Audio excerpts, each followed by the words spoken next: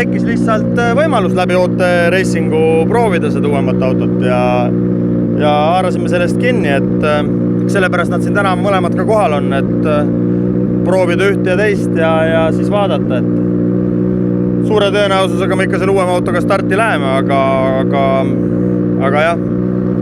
õhtu oleme juba natuke targemad, et mis siis minu jaoks vahe on, kas tuleb mingi vahe välja ka või ütleme nii väheste kilomeetrite peale, võib-olla ma ei suuda selle auto potentsiaali ära kasutada ja ei olegi mingit vahet. Aga kas praegu on juba mingi testikilomeetri tehtud ka? No kõigest 9 kilomeetrit vist, et see on nagu natuke vähe, aga